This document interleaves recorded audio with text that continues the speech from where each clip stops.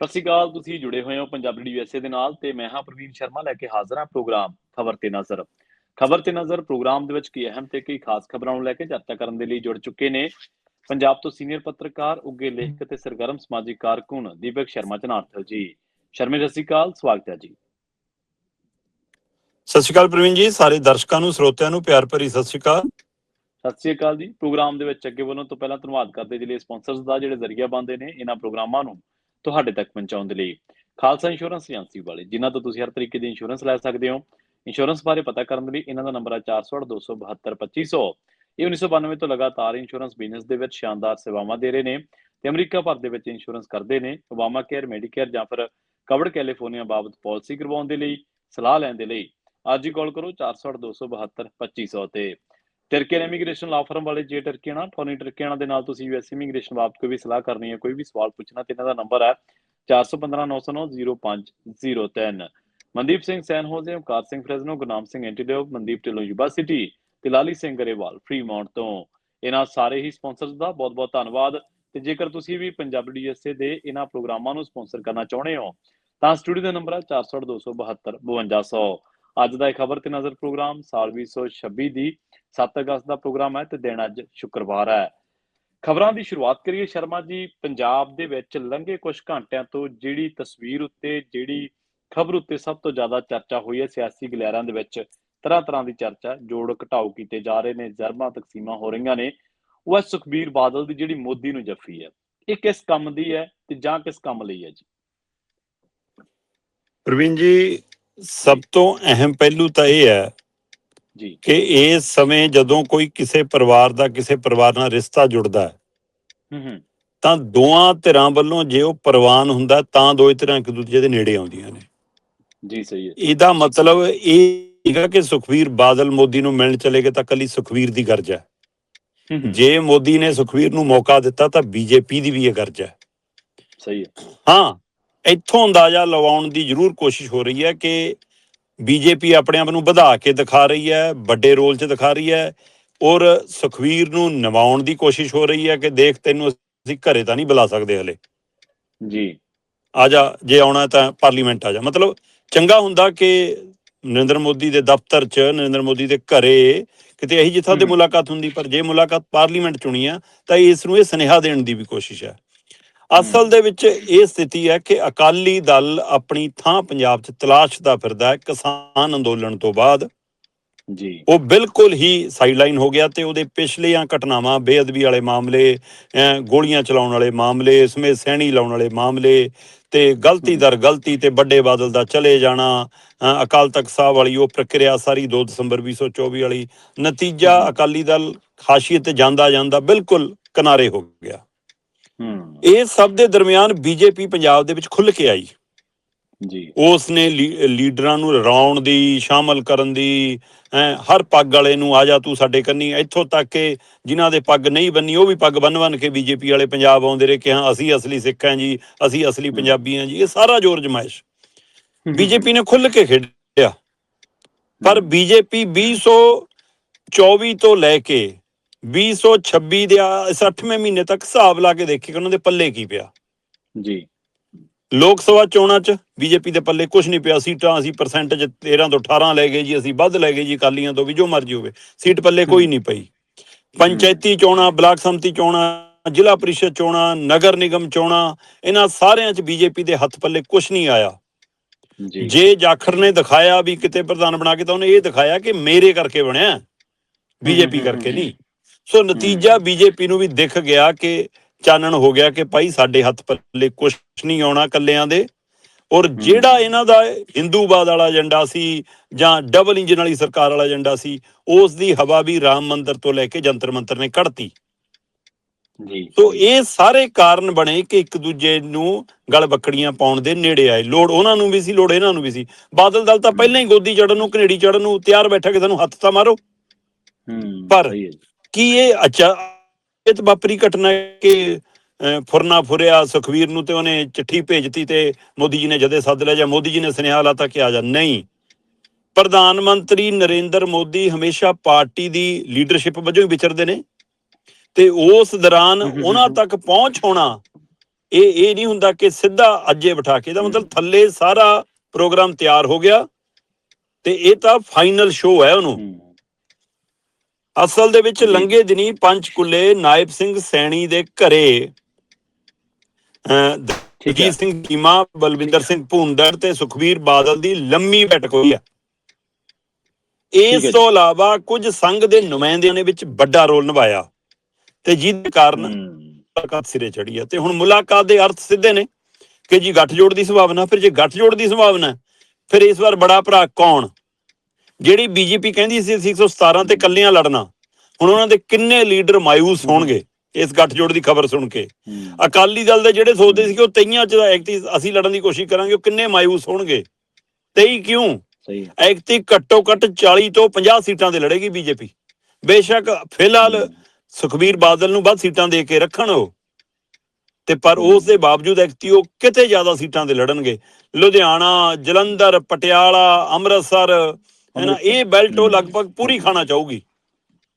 ਫਿਰ ਇਸ ਤੋਂ ਅਗਲਾ ਮਾਮਲਾ, ਸੁਖਬੀਰ ਬਾਦਲ ਹੋਰੀ ਜਿਹੜੇ ਹੁਣ ਤੱਕ ਖੇਤਰੀ ਦਲ ਦੀ ਗੱਲ ਕਰਨ ਲੱਗੇ ਸੀ, ਪੰਜਾਬ ਦੀ ਗੱਲ ਕਰਨ ਲੱਗੇ ਸੀ, ਪੰਥ ਦੀਆਂ ਪੌੜੀਆਂ ਚੜ੍ਹਨ ਨੂੰ ਫਿਰਦੇ ਸੀ, ਹੁਣ ਉਹ ਦੱਸਣ ਲਾ ਕੇ ਕਿ ਉਹ ਕਿਸ ਏਜੰਡੇ ਤੇ ਗੱਠਜੋੜ ਕਰਨਗੇ। ਪੰਜਾਬ ਲਈ ਕਰਨਗੇ, ਪੰਜਾਬ ਦੇ ਮਸਲਿਆਂ ਲਈ ਕਰਨਗੇ, ਕੀ ਉਹ ਬਾਰਡਰ ਪਾਰ ਤੋਂ ਉਹਦਾ ਨਸ਼ਾ ਰਕਾ ਲੈਣਗੇ, ਕੀ ਉਹ ਬੰਦੀ ਸਿੰਘਾਂ ਦੀ ਰਿਹਾਈ ਕਰਾ ਲੈਣਗੇ, ਕੀ ਉਹ ਪਾਣੀਆਂ ਦੇ ਕੰਟਰੋਲ ਦਾ ਮਾਮਲਾ ਹੱਲ ਕਰਾ ਲੈਣਗੇ, ਕੀ ਉਹ ਚੰਡੀਗੜ੍ਹ ਦਾ ਮਾਮਲਾ ਹੱਲ ਕਰਾ ਲੈਣਗੇ, ਕੀ ਪੇਂਡੂ ਵਿਕਾਸ ਫੰਡ ਵਾਪਸ ਲੈ ਲੈਣਗੇ, ਕੀ GST ਵਾਲਾ ਮਾਮਲਾ ਵਾਪਸ ਲੈ ਲੈਣਗੇ, ਕੇਂਦਰ ਵੱਲੋਂ ਜਿਹੜੇ ਹੱਕ ਮਾਰੇ ਜਾ ਰਹੇ ਨੇ ਸੂਬੇ ਤੇ ਉਹਨਾਂ ਤੇ ਪਹਿਰਾ ਦੇ ਲੈਣਗੇ। ਕੀ ਕਰਾਉਣਗੇ ਕਿ ਪੰਜਾਬ ਦੇ ਲੋਕ ਉਹਨਾਂ ਦੇ ਨਾਲ ਆਉਣ। ਤੇ ਬਾਦਲ ਦਲ ਨਾਲ ਗੱਠਜੋੜ ਤੋਂ ਬਾਅਦ ਬੀਜੇਪੀ ਆਪਣੀ ਉਸ ਲੀਡਰਸ਼ਿਪ ਨੂੰ ਕੀ ਜਵਾਬ ਦੇਊਗੀ ਜਿਨ੍ਹਾਂ ਨੂੰ ਕਦੇ ਅਕਾਲੀ ਦਲ ਚੋਂ ਲਿਆਂਦਾ, ਕਦੇ ਕਾਂਗਰਸੀਆਂ ਚੋਂ ਲਿਆਂਦਾ, ਕਦੇ ਹੋਰ ਦਲਾਂ ਤੋਂ ਲਿਆਂਦਾ। ਦੱਸੋ ਮੈਨੂੰ ਕਿ ਉਹਨਾਂ ਦੀ ਮਨਪ੍ਰੀਤ ਬਾਦਲ ਵੀ ਉੱਥੇ ਫਿਰਦਾ ਹੋਣਾ, ਬਰਾੜ ਵੀ ਉੱਥੇ ਫਿਰਦਾ ਹੋਣਾ, ਹੋਰ ਕਿੰਨੇ ਲੀਡਰ ਨੇ ਜਿਹੜੇ ਇੱਧਰ ਉੱਧਰ ਆਏ, ਹੁਣ ਉਹ ਕੀ ਕਹਿਣਗੇ। ਸੋ ਇਸ ਲਈ ਇਹ ਇੰਨਾ ਆਸਾਨ ਨਹੀਂ ਜਿੰਨਾ ਦਿਖਦਾ। ਠੀਕ ਹੈ ਕਿ ਗੱਠਜੋੜ ਦੇ ਨਾਲ ਦਬਾਅ ਵਧੂਗਾ ਸਾਹਮਣੇ ਵਾਲੇ ਧਿਰਾਂ ਤੇ, ਕਾਂਗਰਸ ਤੇ ਵੀ ਵਧੂਗਾ ਦਬਾਅ, ਆਮ ਆਦਮੀ ਪਾਰਟੀ ਤੇ ਵੀ ਵਧੂਗਾ ਦਬਾਅ, ਅੰਮ੍ਰਿਤਪਾਲ ਵਾਲੀ ਧਿਰ ਤੇ ਵੱਡਾ ਵਧੂਗਾ। ਸੋ ਇਸ ਲਈ ਇਹ ਦਬਾਅ ਦੀ ਰਾਜਨੀਤੀ ਵੱਡੀ ਹੋਊਗੀ। ਪਰ ਇੱਕ ਗੱਲ ਸੁਖਬੀਰ ਬਾਦਲ ਨੂੰ ਯਾਦ ਰੱਖਣੀ ਚਾਹੀਦੀ ਆ ਕਿ ਜਿਹਦੇ ਨਾਲ ਵੀ ਇਹ ਗਏ ਨੇ ਉਹਨੂੰ ਖਾਧਾ ਹੈ। ਤੇ ਅਕਾਲੀ ਦਲ ਹੁਣ ਤੱਕ ਜਿਸ ਸਥਿਤੀ 'ਚ ਉਹਦੇ ਵਿੱਚ ਬੀਜੇਪੀ ਦਾ ਵੀ ਅਹਿਮ ਰੋਲ ਹੈ। ਚਟਾਲਿਆਂ ਨਾਲ ਸਾਂਝ ਸੀ, ਚਟਾਲੇ ਗਵਾਚ ਕੇ ਦੁਸ਼ਯੰਤ ਨਾਲ ਹੋਈ, ਅੱਜ ਦੁਸ਼ਯੰਤ ਵੀ ਗਵਾਚ ਗਿਆ। ਨਤੀਸ਼ ਦੀ ਉਂਗਲ ਫੜ ਕੇ ਗਏ ਸੀ ਬਿਹਾਰ 'ਚ, ਅੱਜ ਨਤੀਸ਼ ਕਿੱਥੇ ਹੈ? ਸ਼ਿਵ ਸੈਨਾ ਦੀ ਉਂਗਲ ਫੜ ਕੇ ਗਏ ਸੀ ਮਹਾਰਾਸ਼ਟਰ 'ਚ, ਸ਼ਿਵ ਸੈਨਾ ਕਿੱਥੇ ਹੈ? ਸੋ ਇਸ ਲਈ ਇਹ ਯਾਦ ਰੱਖਣ ਕਿ ਕੱਲ ਨੂੰ ਦੁਸ਼ਯੰਤ ਵਾਲੀ ਨਾ ਹੋਵੇ ਸੁਖਬੀਰ ਨਾਲ, ਇਹ ਵੀ ਚੇਤੇ ਰੱਖੇ। ਜੀ ਬਿਲਕੁਲ, ਨਾਲੇ ਉਹ ਸੀਟਾਂ ਭਾਵੇਂ ਘੱਟ ਲੈਣ ਵੱਧ ਲੈਣ, ਡੋਮੀਨੇਟ ਉਹਨਾਂ ਨੂੰ ਕਰਨਾ ਆਉਂਦਾ ਸ਼ਰਮਾ ਜੀ। ਉਹ ਅੰਕ ਇਹ ਨਹੀਂ ਵੇਖਦੇ ਵੀ ਮੂਹਰੇ ਪਾਰਟੀ ਕਿਹੜੀ ਹੈ, ਕਿਉਂਕਿ ਕੇਂਦਰ 'ਚ ਕਾਬਜ਼ਾ, ਤੇ ਇਸ ਕਰਕੇ ਉਹਨਾਂ ਨੂੰ ਪਤਾ ਵੀ ਡੋਮੀਨੈਂਸ ਦੀ ਅਹਿਮੀਅਤ ਕੀ ਹੈ ਤੇ ਡੋਮੀਨੇਟ ਕਰੀਦਾ ਕਿਵੇਂ ਹੈ। ਜੀ ਤੇ ਅਗਲੀ ਗੱਲ ਕਰੀਏ ਸ਼ਰਮਾ ਜੀ, ਆਪਾਂ ਇਸੇ ਤਰ੍ਹਾਂ ਹੀ ਜਿਹੜੇ ਅੱਜ ਕੱਲ ਮੁੱਖ ਮੰਤਰੀ ਸਾਹਿਬ ਨੇ, ਜਿਹੜੇ ਕਹਿੰਦੇ ਮੁਲਾਜ਼ਮਾਂ ਨੇ ਕਦੇ ਗੁਲਦਸਤੇ ਦੇ ਕੇ, ਬੁੱਕੇ ਦੇ ਕੇ ਸਵਾਗਤ ਕੀਤਾ ਸੀ, ਉਹਨਾਂ ਨੇ ਨੀਂਦ ਉਡਾਤੀ ਭਗਵੰਤ ਮਾਨ ਦੀ। ਜੀ ਦੇਖੋ, ਇਹ ਸ਼ਾਇਦ ਪੰਜਾਬ ਦੇ ਇਤਿਹਾਸ ਦੇ ਵਿੱਚ ਲੰਮੇ ਸਮੇਂ ਬਾਅਦ ਹੋਵੇ ਐਡੀ ਵੱਡੀ ਗਿਣਤੀ 'ਚ ਔਰ ਇੰਨੇ ਸੰਗਠਿਤ ਤਰੀਕੇ ਨਾਲ ਮੁਲਾਜ਼ਮ ਇਕੱਠੇ ਹੋਏ ਹੋਣ। ਬੇਸ਼ੱਕ ਹੋਏ ਆਪਣੀਆਂ ਤਨਖਾਹ ਪੱਤਿਆਂ ਲਈ, ਉਹਨੇ ਪੰਜਾਬ ਲਈ ਜਾਂ ਪੰਜਾਬ ਦੇ ਮਸਲੇ ਲਈ ਤਾਂ ਨਹੀਂ ਹੋਏ ਕਦੇ, ਚਾਹੇ ਆਪਣੀਆਂ, ਪਰ ਹੋਏ ਨੇ। ਸੋ ਇਹ ਏਕਤਾ ਨੇ ਚੂੜਾਂ ਹਿਲਾ ਦਿੱਤੀਆਂ ਨੇ ਸਰਕਾਰ ਦੀਆਂ। ਪ੍ਰਵੀਨ ਜੀ, ਇੱਕ ਗੱਲ ਸਾਫ਼ ਹੈ, ਪੰਜਾਬ ਦੇ ਵਿੱਚ ਇਹ ਧਾਰਨਾ ਹੈ ਕਿ ਜਿਹਦੇ ਨਾਲ ਮੁਲਾਜ਼ਮ ਸਰਕਾਰ ਉਹਦੀ। ਤੇ ਹੁਣ ਜੇ ਮੁਲਾਜ਼ਮ ਮਤਲਬ ਕਿ ਪੱਟ ਤੇ ਥਾਪੀ ਮਾਰ ਕੇ ਕਹਿ ਰਹੇ ਨੇ ਕਿ ਤੁਹਾਨੂੰ ਨਹੀਂ ਜਿੱਤਣ ਦਿੰਦੇ, ਹੁਣ ਉਹ ਸ਼ਰੇਆਮ ਕਹਿ ਰਹੇ ਨੇ ਕਿ 8 ਲੱਖ ਨਹੀਂ ਗਏ ਅਸੀਂ 40-45 ਲੱਖ। ਆਪਾਂ ਕੱਲ ਵੀ ਗੱਲ ਕਰ ਰਹੇ ਸੀਗੇ, ਜੇ 5 ਨਾਲ ਗੁਣਾ ਕਰਾਂ ਇੱਕ ਮੁਲਾਜ਼ਮ ਦੇ ਨਾਲ, 5 ਜੀ ਦਾ ਟੱਬਰ ਹੁੰਦੇ ਨੇ ਤਾਂ 40-45 ਲੱਖ ਬਣਦੇ ਨੇ। ਸੋ ਇਸ ਲਈ ਉਹ ਕਹਿੰਦੇ ਕਿ ਹੁਣ ਤਿਆਰ ਹੋ ਜਾਓ, ਤੁਹਾਨੂੰ ਨਹੀਂ ਜਿੱਤਣ ਦਿੰਦੇ, ਹੋਰ ਜੋ ਮਰਜ਼ੀ ਹੋ ਜਾਵੇ। ਬੇਸ਼ੱਕ ਹੁਣ ਸਰਕਾਰ ਲੰਮੀ ਪੈ ਕੇ ਆ ਜਾਵੇ, ਡੰਡੌਤ ਕਰਦੀ ਆ ਜਾਵੇ, ਚਾਹੇ DA ਵੀ ਦੇ ਦੇਵੇ, ਚਾਹੇ ਕੱਚਿਆਂ ਨੂੰ ਪੱਕੇ ਵੀ ਕਰ ਦੇਵੇ, ਚਾਹੇ ਪੁਰਾਣੀ ਪੈਨਸ਼ਨ ਸਕੀਮ ਵੀ ਬਹਾਲ ਕਰ ਦੇਵੇ, ਚਾਹੇ ਤੁਰੰਤ ਪੈਸੇ ਵੀ ਪਾ ਦੇਵੇ, ਹੁਣ ਸਾਰੇ ਮੁਲਾਜ਼ਮ ਤਾਂ ਨਹੀਂ ਇਹਨਾਂ ਨਾਲ ਭੁਗਤਣ ਵਾਲੇ। ਔਰ ਇਹ ਸਾਰੀ ਸਥਿਤੀ ਜਦੋਂ ਹਰ ਵਰਗ ਇਸ ਗੱਲ ਤੋਂ ਰੋਸਾ ਹੋਵੇ, ਔਰ ਜਿਹੜੀ ਸਥਿਤੀ ਆ ਖਜ਼ਾਨੇ ਦੀ, ਉਹੀ ਜਿਹੇ 'ਚ ਇਹਨਾਂ ਤੋਂ ਦੇਣਾ ਔਖਾ। 1500 ਕਰੋੜ ਤੋਂ ਗੱਲ ਸ਼ੁਰੂ ਹੋਈ ਸੀ, ਇਹ 2100 ਤੋਂ ਲੈ ਕੇ 2400 ਕਰੋੜ ਦਾ ਖਰਚਾ ਖੜਾ ਸਰਕਾਰ ਦੇ ਸਿਰ ਤੇ ਸਰਕਾਰ ਅਦਾਲਤਾਂ 'ਚ ਲੇਲੜੀਆਂ ਕੱਢ ਰਹੀ ਹੈ ਕਿ ਸਾਡੇ ਕੋਲ ਪੈਸਾ ਨਹੀਂ ਆ ਦੇਣ ਲਈ। ਅਜਿਹੀ ਸਥਿਤੀ ਦੇ ਵਿੱਚ ਇਹਨਾਂ ਲਈ ਮੁਸ਼ਕਲ ਹੋ ਗਿਆ। ਤਾਂ ਹੀ ਇਹ ਬਦਲਵੇਂ ਰਾਹ ਤੇ ਜਾ ਰਹੇ ਸੀ ਕਿ ਬੀਬੀਆਂ ਨੂੰ 1000-1500 ਵਾਲਾ ਜਿਹੜਾ ਪਾਇਆ ਉਹਦੇ ਨਾਲ ਸਾਡੀ ਗੱਲ ਬਣ ਜੂ, ਉਹ ਵੋਟਾਂ ਪੱਕੀਆਂ, ਮੁਫਤ ਬੱਸ ਸਕੀਮ ਹੈਗੀ, 10 ਲੱਖ ਵਾਲਾ ਬੀਮਾ ਹੈਗਾ, ਮੁਫਤ ਬਿਜਲੀ ਹੈਗੀ, ਚਲੋ ਹੋਰ ਨਹੀਂ ਤਾਂ ਫਿਰ ਅਸੀਂ ਗਊਸ਼ਾਲਾ ਨੂੰ ਹੁਣ ਮਾਫ ਕਰਤੀ ਬਿਜਲੀ, ਅਸੀਂ ਵਕੀਲਾਂ ਦੇ ਚੈਂਬਰਾਂ ਨੂੰ ਬਿਜਲੀ ਮੁਫਤ ਕਰ ਦਿੰਦੇ, ਸ਼ਾਇਦ ਏਦਾਂ ਵੋਟਾਂ ਪੂਰੀਆਂ ਹੋ ਜਾਣਗੀਆਂ। ਪਰ ਇਹ ਘਾਟਾ ਪੂਰਾ ਹੁੰਦਾ ਦਿਖਦਾ ਨਹੀਂ। ਇਹ ਸਥਿਤੀ ਦੇ ਵਿੱਚ ਕੱਲ ਜਿਹੜਾ ਇਕੱਠ ਸੀਗਾ ਚੰਡੀਗੜ੍ਹ 'ਚ ਐਂਟਰ ਕਰਨ ਲੱਗਿਆ, ਮੋਹਾਲੀ ਤੋਂ ਲੈ ਕੇ ਚੰਡੀਗੜ੍ਹ ਪੂਰਾ ਜਾਮ ਸੀ। ਠੀਕ ਹੈ, ਉਹਨਾਂ ਨੇ ਜ਼ੋਰ ਜਮਾਇਸ਼ ਦਿਖਾਈ ਥੋੜੀ ਜਿਹੀ, ਮੁੱਖ ਮੰਤਰੀ ਦੇ ਘਰ ਤੱਕ ਜਾਣਾ ਜਦੋਂ ਕਿ ਪਤਾ ਸੀ 39 ਵਾਲੀ ਮੰਡੀ 'ਚ ਕਰਨਾ, ਮੰਡੀ ਛੋਟੀ ਪੈ ਗਈ ਤੇ ਸਰਕਾਰ ਤੇ ਦਬਾਅ ਐਸਾ ਬਣਿਆ ਕਿ OSD ਭਜਾਉਣਾ ਪਿਆ। ਜਦੇ ਕਹਿੰਦਾ ਜੀ 27 ਤਰੀਕ ਨੂੰ ਭਗਵੰਤ ਮਾਨ ਨਾਲ ਮੀਟਿੰਗ ਕਰਾ ਦਾਂਗੇ, ਤੁਸੀਂ ਵਾਪਸ ਲੈ ਲਓ ਅੰਦੋਲਨ, ਫੇਰ ਘਰਾਂ ਨੂੰ ਮੁੜੇ ਸਾਰੇ ਮੁਲਾਜ਼ਮ।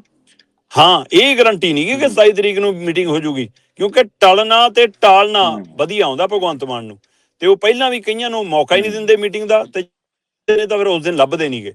ਹੁਣ ਇਹ ਦੇਖਣ ਵਾਲੀ ਗੱਲ ਹੋਊਗੀ ਕਿ ਹੁੰਦੀ ਹੈ ਜਾਂ ਨਹੀਂ ਹੁੰਦੀ, ਪਰ ਜੋ ਵੀ ਹੋਵੇ ਕਿ ਇਹ ਪਹਿਲੂ ਅਹਿਮ ਹੈ ਕਿ ਇਸ ਸਮੇਂ ਭਗਵੰਤ ਮਾਨ ਸਰਕਾਰ ਦੀ ਬੁਰੀ ਤਰ੍ਹਾਂ ਨੀਂਦ ਉੱਡ ਗਈ ਹੈ।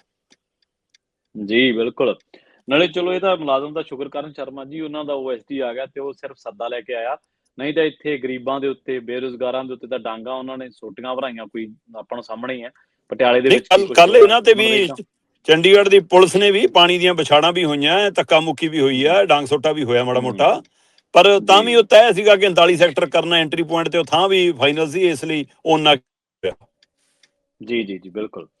ਤੇ ਪੰਜਾਬ ਦੀਆਂ ਜੇਲ੍ਹਾਂ ਦੀ ਗੱਲ ਕਰੀਏ, ਲੰਘੇ ਦਿਨੀ ਪੰਜਾਬ ਦੀਆਂ ਜੇਲ੍ਹਾਂ ਦਾ ਵਿਧਾਨ ਸਭਾ ਦੇ ਸੈਸ਼ਨ ਦੇ ਵਿੱਚ, ਇਜਲਾਸ ਦੇ ਵਿੱਚ ਵੀ ਜ਼ਿਕਰ ਹੋਇਆ ਜੀ। ਇਸ ਟਾਈਮ 8 ਕਰੋੜ ਨਸ਼ਾ ਛੁਡਾਊ ਗੋਲੀ ਲੱਗ ਰਹੀ ਹੈ ਜੀ ਪੰਜਾਬ ਦੀਆਂ ਜੇਲ੍ਹਾਂ ਦੇ ਵਿੱਚ।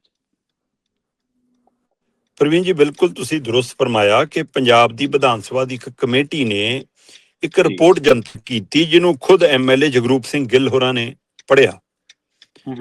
ਆ ਬਲਜਿੰਦਰ ਕੌਰ ਇਹਨਾਂ ਦੀ MLA, ਕੱਲ ਉਹਨਾਂ ਆਪਣੇ ਜੱਦੀ ਪਿੰਡ 'ਚ 28 ਸਾਲ ਦਾ ਇੱਕ ਮੁੰਡਾ ਚਿੱਟੇ ਨਾਲ ਓਵਰਡੋਜ਼ ਨਾਲ ਮਰ ਗਿਆ। ਜੀ ਸੋ ਤੁਸੀਂ ਪੰਜਾਬ ਦੇ ਵਿੱਚ, ਪਰ ਉਹ ਜਗਰੂਪ ਸਿੰਘ ਗਿੱਲ ਹੋਰਾਂ ਨੇ ਜਿਹੜੀ ਰਿਪੋਰਟ ਪੜ੍ਹੀ, ਉਹ ਪੰਜਾਬ ਦੀ ਵਿਧਾਨ ਸਭਾ ਦੀ ਰਿਪੋਰਟ ਹੈ। ਉਹ ਕਿਸੇ ਪਾਰਟੀ ਦੀ, ਕਿਸੇ ਵਿਰੋਧੀ ਧਿਰ ਦੀ, ਮੀਡੀਆ ਅਦਾਰੇ ਦੀ ਰਿਪੋਰਟ ਨਹੀਂ ਹੈ, ਔਰ ਉਹਦੀ ਉਸ ਕਮੇਟੀ ਦੀ ਅਗਵਾਈ ਸੱਤਾਧਾਰੀ ਧਿਰ। ਔਰ ਪੰਜਾਬ ਦੇ ਵਿੱਚ ਜਿੰਨੇ ਨਸ਼ੇ ਕਰਨ ਵਾਲੇ ਨੇ, ਉਹਨਾਂ ਚੋਂ 65% ਤੋਂ 35 ਸਾਲ ਦੇ ਨੇ ਜੀ। ਹੁਣ 18 ਤੋਂ 35 ਸਾਲ ਦਾ ਮਤਲਬ ਜਵਾਨੀ ਆ ਸਾਡੀ। 65-70% ਜੇ ਨੌਜਵਾਨੀ ਹੀ ਸਾਡੀ ਨਸ਼ੇ ਦੀ ਗਿਰਫਤ 'ਚ ਹੈ, ਤਾਂ ਫਿਰ ਦੱਸੋ ਪੰਜਾਬ ਪੈਰਾਂ ਸਿਰ ਕਿੱਥੋਂ ਹੋ ਜਾਊਗਾ? ਤੇ ਇਹਦੇ ਲਈ ਜ਼ਿੰਮੇਵਾਰ ਕੌਣ? ਸਹੀ ਹੈ, ਯੁੱਧ ਨਸ਼ਿਆਂ ਚਲਾਈ ਬੈਠੀ ਹੋਵੇ ਤੇ ਉਹਦੇ ਰਾਜ ਭਾਗ 'ਚ ਇਹ ਸਥਿਤੀ ਹੋਵੇ ਕਿ ਜੇਲ੍ਹ ਦੇ ਵਿੱਚ 2022 'ਚ ਨਸ਼ਾ ਛੱਡਣ ਲਈ 1 ਕਰੋੜ ਗੋਲੀ ਲੱਗਦੀ ਸੀ, 2026 ਦੇ 7ਵੇਂ ਮਹੀਨੇ ਟੱਪਣ ਦੇ ਜਦੋਂ ਮੈਂ ਗੱਲ ਕਰਾਂ ਤਾਂ 8 ਕਰੋੜ ਗੋਲੀ ਲੱਗਦੀ ਹੈ। ਇਹਨਾਂ ਰਾਜ 'ਚ 8 ਗੁਣਾ ਇਹ ਵੱਧ ਜਾਣਾ ਆਪਣੇ ਆਪ ਤੇ। ਹੁਣ ਨਸ਼ਾ ਛਡਾਊ ਗੋਲੀ ਵੋਟ ਕੇਂਦਰ, ਇਹ ਕੈਪਟਨ ਅਮਰਿੰਦਰ ਸਰਕਾਰ ਦੀ ਪਤਾਇਸ਼ ਨੇ ਜੀ। ਪਤਾਇਸ਼ ਕੀ ਸੀ? ਉਹ ਕਹਿੰਦੇ ਜੀ ਕਿ ਬੰਦਾ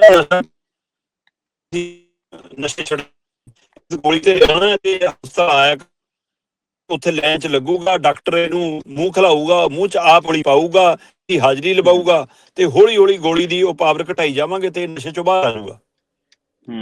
ਉਹ ਲਾਈਨ ਵੱਡੀ ਹੁੰਦੀ ਗਈ, ਗੋਲੀ ਦੀ ਪਾਵਰ ਤਾਂ ਘਟੀ ਨਹੀਂ, ਗੋਲੀ ਵਿਕਣ ਲੱਗੀ ਬਾਜ਼ਾਰ 'ਚ। ਉਹ ਗੋਲੀ ਉਹ ਨਸ਼ੇ ਦਾ ਬਦਲ ਬਣ ਗਈ। ਤੇ ਅੱਜ ਦੀ ਤਰੀਕ ਦੇ ਵਿੱਚ ਜੇਲ੍ਹ ਦੇ ਅੰਦਰ 2022 'ਚ 1 ਕਰੋੜ ਗੋਲੀ ਲੱਗਦੀ ਸੀ, ਅੱਜ 8 ਕਰੋੜ ਗੋਲੀ ਲੱਗਦੀ ਆ। ਮੇਰੇ ਕੋਲ ਰਿਕਾਰਡ ਪਿਆ ਉਹ ਕਹਿੰਦੇ ਜੀ 2022 'ਚ 1 ਕਰੋੜ 17,91,071 ਗੋਲੀਆਂ ਲੱਗਦੀਆਂ ਸੀ, ਤੇ ਹੁਣ 2026 ਦੇ ਵਿੱਚ ਇਸ ਵਕਤ 8 ਕਰੋੜ 87,09,627 ਗੋਲੀਆਂ ਲੱਗਦੀਆਂ। ਮਤਲਬ ਜੇ ਉਸ ਸਮੇਂ 1 ਕਰੋੜ 17,94,000 ਮਤਲਬ 18 ਲੱਖ ਲਾ ਲਓ, 1 ਕਰੋੜ 18 ਲੱਖ, ਤੇ ਅੱਜ 8 ਕਰੋੜ 87 ਲੱਖ, ਲਗਭਗ 9 ਕਰੋੜ ਦੇ ਨੇੜੇ ਚਲੀਆਂ ਗਈਆਂ। ਤੇ ਇੱਥੋਂ ਅੰਦਾਜ਼ਾ ਲਾ ਲਓ ਫਿਰ ਇਹਦੇ ਲਈ ਜ਼ਿੰਮੇਵਾਰ ਕੌਣ ਹੈ ਜੀ? ਤੇ ਯੁੱਧ ਨਸ਼ਿਆਂ ਵਿਰੁੱਧ ਤਾਂ ਹਵਾ ਨਿਕਲ ਗਈ। ਤੁਸੀਂ ਲਾਈ ਜਾਓ ਇਸ਼ਤਿਹਾਰ ਕਿ ਪਹਿਲਾ ਪੜਾਅ, ਦੂਜਾ ਪੜਾਅ, ਤੀਜਾ ਪੜਾਅ, ਨਾ ਸਰਹੱਦ ਪਾਰ ਤੋਂ ਰੁਕਿਆ ਤੇ ਨਾ ਸੂਬੇ ਦੇ ਅੰਦਰ ਰੁਕਿਆ, ਨਾ ਸਿੰਥੈਟਿਕ ਰੁਕਿਆ, ਨਾ ਮੈਡੀਕਲੀ ਰੁਕਿਆ, ਨਾ ਦੂਸਰਾ ਰੁਕਿਆ। ਕਿਸੇ ਵੀ ਰੂਪ ਦੇ ਵਿੱਚ ਪੰਜਾਬ ਨੂੰ ਰਾਹਤ ਨਹੀਂ। ਅੰਕੜੇ, ਦਾਅਵੇ, ਸਰਕਾਰ ਦੇ ਕੇਸ, ਸਾਰਾ ਕੁਝ ਜੋ ਮਰਜ਼ੀ ਕਰ ਲੈ, ਹਕੀਕਤ ਇਸ ਕਮੇਟੀ ਦੀ ਰਿਪੋਰਟ ਨੇ ਸਾਹਮਣੇ ਲਿਆ ਕੇ ਰੱਖ ਦਿੱਤੀ। ਪਰ ਸਰਕਾਰ ਇਸ ਮਸਲੇ ਦੇ ਉੱਤੇ ਅਜੇ ਵੀ ਗੰਭੀਰ ਨਹੀਂ, ਅਫਸੋਸ ਹੈ ਜੀ। ਬਿਲਕੁਲ ਬਿਲਕੁਲ। ਅਗਲੀ ਗੱਲ ਕਰੀਏ ਪਾਰਟੀ ਦੀ ਇੱਕ ਦੀ, ਜਿਹੜੀ ਕਹਿੰਦੀ ਵਿਆਹ ਤੇ ਸੋਨਾ ਦੇਾਂਗੇ, ਜਵਾਕ ਜੰਮਣ ਤੇ ਮੁੰਦਰੀ ਦੇਾਂਗੇ, ਮੱਝਾਂ ਗਊਆਂ ਵੀ ਦੇਾਂਗੇ, ਤੇ ਫਿਰ ਸਾਨੂੰ ਵੋਟਾਂ ਪਾ ਦਿਓਗੇ। ਇਹ ਕਿਹੜੀ ਪਾਰਟੀ ਹੈ ਜੀ? ਨਵਾਂ ਹੀ ਸਾਰਾ ਕੁਝ ਲੈ ਕੇ ਆਈ ਹੈ ਮੈਨੀਫੈਸਟੋ। ਦੇਖੋ, ਮੈਂ ਇਹ ਜਾਣਨਾ ਚਾਹੁੰਦਾ ਪ੍ਰਵੀਨ ਜੀ ਕਿ ਠੀਕ ਹੈ। ਜਦੋਂ 1000-1500 ਰੁਪਏ ਦਾ ਐਲਾਨ ਹੋਇਆ, ਜਦੋਂ ਪਾਉਣ ਦੀ ਪ੍ਰਕਿਰਿਆ ਆਈ, ਕਿਸੇ ਪੰਜਾਬ ਵਾਲੇ ਨੇ ਪੁੱਛਿਆ ਕਿ ਕਿਉਂ ਕਰ ਰਹੇ ਹੋ? ਜਦੋਂ ਸਹੀ ਬਾਦਲਾਂ ਹੈ। ਨੇ ਕਿਹਾ ਕਿ ਹਰ ਮੋਟਰ ਦਾ ਬਿੱਲ ਮਾਫ, ਹੂੰ ਤਦ ਕਿਸੇ ਨੇ ਪੁੱਛਿਆ ਕਿ ਵੀ ਬੜੇ ਕਿਸਾਨਾਂ ਨੂੰ ਕਿਉਂ ਮਾਫ, ਜ਼ਿਮੀਂਦਾਰਾਂ ਨੂੰ ਕਿਉਂ ਮਾਫ, ਛੋਟੇ ਨੂੰ ਕਿਉਂ ਨਹੀਂ ਗਾ ਇਕੱਲੇ ਰਾਤ? ਸਹੀ ਹੈ ਜੀ। ਜਦੋਂ ਇਹ ਮੌਜੂਦਾ ਸਰਕਾਰ ਜਾਂ ਚੰਨੀ ਸਰਕਾਰ ਕਹਿੰਦੀ ਵੀ ਸਾਰੀਆਂ ਬੀਬੀਆਂ ਨੂੰ ਬੱਸ ਪਾਸ ਫ੍ਰੀ ਬੱਸ ਦਾ ਸਫ਼ਰ, ਤਦ ਕਿਸੇ ਨੇ ਪੁੱਛਿਆ ਕਿ ਜਿਹੜੀਆਂ 40-40 ਹਜ਼ਾਰ ਦਾ ਬਾਂਹ 'ਚ ਪਰਸ ਪਾ ਕੇ ਚੜ੍ਹਦੀਆਂ ਨੇ ਉਹਨਾਂ ਨੂੰ ਕਿਉਂ ਮਾਫ ਹੈ? ਕਿਸੇ ਨੇ ਪੁੱਛਿਆ ਕਿ ਜਿਹੜੀ 80-80 ਹਜ਼ਾਰ ਤਨਖਾਹ ਲੈਂਦੀਆਂ ਨੇ ਬੀਬੀਆਂ ਉਹਨਾਂ ਨੂੰ ਕਿਉਂ ਮਾਫ ਹੈ? ਸਹੀ ਹੈ ਜੀ। ਜਦੋਂ ਇਹਨਾਂ ਨੇ ਕਿਹਾ ਵੀ ਹਰ ਘਰ ਨੂੰ ਬਿਜਲੀ ਮਾਫ, ਕਿਸੇ ਨੇ ਕਿਹਾ ਵੀ ਸਾਨੂੰ ਕਿਉਂ ਮਾਫ ਹੈ, ਸਾਡੇ ਕੋਲ ਤਾਂ ਪੈਸੇ ਦੇਣ ਜੋਗੇ ਹੈਗੇ ਨੇ। ਫਿਰ ਜਦੋਂ ਤਦ ਨਹੀਂ ਪੁੱਛਿਆ ਤੇ ਕੱਲ ਨੂੰ ਜੇ ਅਜਿਹੀਆਂ ਗਰੰਟੀਆਂ ਜਾਣ ਕਿਉਂ ਪੁੱਛੀਏ ਜੇ ਅਸੀਂ ਵੋਟਾਂ ਪਾਵਾਂਗੇ? ਫਿਰ ਸਹੀ ਹੈ। ਜਿਹੜੀ ਪਾਰਟੀ ਕੱਲ ਨੂੰ ਇਹ ਯੋਜਨਾ ਲਿਆਵੇ ਕਿ ਭਾਈ ਚਾਹੇ ਉਹ ਨਵੀਂ ਚਾਹੇ ਕੋਈ ਪੁਰਾਣੀ, ਚਾਹੇ ਇਹਨਾਂ ਚੋਂ ਗਰੰਟੀਆਂ ਵਾਲੀ ਚ ਆ ਜਾਵੇ, ਕੋਈ ਦਾਅਵੇ ਵਾਅਦਿਆਂ ਵਾਲੀ ਚੋਂ ਆ ਜਾਵੇ, ਕੋਈ ਆ ਜਾਵੇ, ਕੋਈ ਜੇ ਕੱਲ ਨੂੰ ਇਹ ਕਹੇ ਕਿ ਜਦੋਂ ਤੁਹਾਡੇ ਘਰੇ ਵਿਆਹ ਹੋਊਗਾ ਤਾਂ ਅਸੀਂ 1 ਤੋਲਾ ਸੋਨੇ ਦਾ ਗਹਿਣਾ ਜਾਂ ਸੋਨੇ ਦਾ ਸਿੱਕਾ ਪਾਵਾਂਗੇ, ਨਾਲ ਘਰ ਦੀ ਮੁਖੀ ਨੂੰ ਜਿਹਦੇ ਘਰੇ ਵਿਆਹ ਏ ਉਸ ਨੂੰ ਅਸੀਂ ਸਿਲਕ ਦਾ ਇੱਕ ਸੂਟ ਦੇ ਕੇ ਜਾਵਾਂਗੇ। ਅੱਛਾ, ਜੇ ਤੁਹਾਡੇ ਘਰੇ ਜਵਾਕ ਜੰਮ ਗਿਆ, ਜੰਮਦੇ ਜਵਾਕ ਨੂੰ ਅਸੀਂ ਮੁੰਦਰੀ ਪਾਵਾਂਗੇ। ਹੁਣ ਮੁੰਦਰੀ ਘੱਟੋ ਘੱਟ 1 ਗ੍ਰਾਮ ਦੀ ਤਾਂ ਹੋਊਗੀ, ਅੱਜ ਦੀ ਤਰੀਕ 'ਚ 1.5 ਲੱਖ ਨੂੰ ਤੋਲਾ ਹੈ, ਤਾਂ ਫਿਰ ਦੀ ਮੁੰਦਰੀ ਤਾਂ ਪਊਗੀ ਨਾ। ਤੇ 1 ਤੋਲਾ ਜੇ ਵਿਆਹ ਤੇ ਦੇਣਾ ਤਾਂ 1.5 ਲੱਖ ਤਾਂ ਦੇਗੀ ਨਾ ਸਰਕਾਰ।